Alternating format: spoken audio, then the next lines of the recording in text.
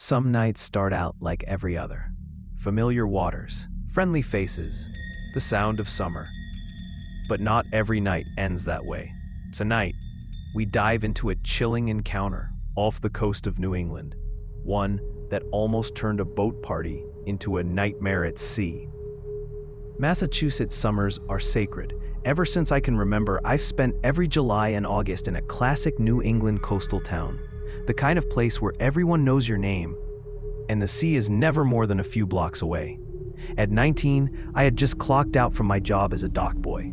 That night was like many others, warm, breezy, filled with the scent of salt water and late-night plans. I texted the crew. Emerson, my best friend, and I were the first to link up. We grabbed alcohol, thanks to his fake ID, and headed to my family's boat. We anchored between two boats, just off a local peninsula where people usually partied. It was about 7 p.m. The sun dipped, but it was still light. Music floated over from the boat to our left. We were drinking, joking, waiting for the rest of the crew. Then, things changed. The boat on our right left first. Then the one on the left went silent. Music stopped. Lights dimmed. We yelled over, drunkenly asking for the music to come back on. Just dumb, loud, teenage stuff.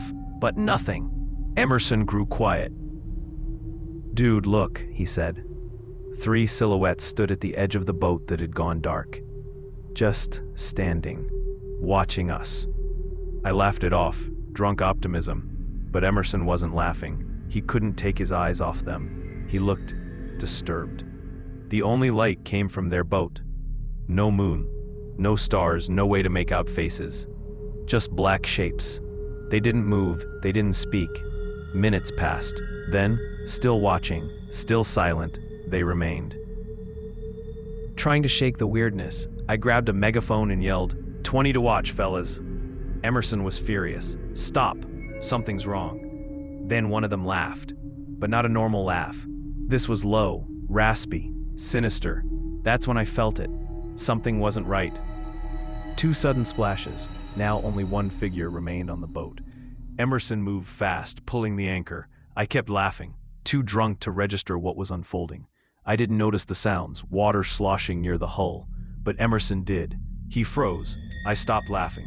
"Hello?" I called into the dark. No answer, no sound.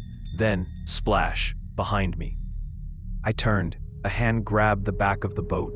Another hand appeared near Emerson. Someone was trying to board. Emerson raised the anchor, ready to strike. I turned the key. The boat roared to life, and I slammed the throttle forward. But there was a sandbar. We smashed into it hard. Reverse, fast, back into open water.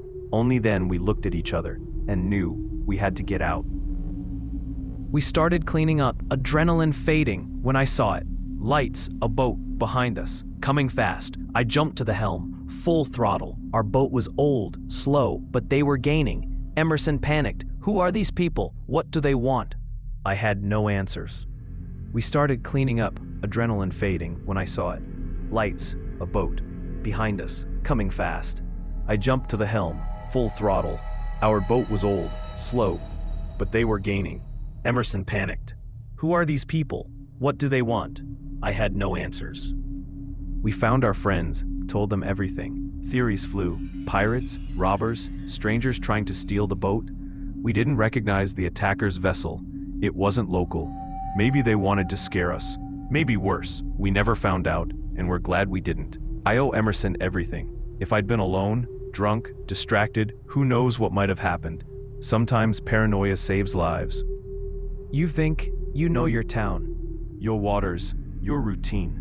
But danger doesn't always come from dark alleys. Sometimes it floats silently nearby, watching. That night changed how I look at the water, and I never went out after dark again. Have you ever ignored a warning sign and regretted it later? If this story pulled you in, subscribe to True Crime Archives channel.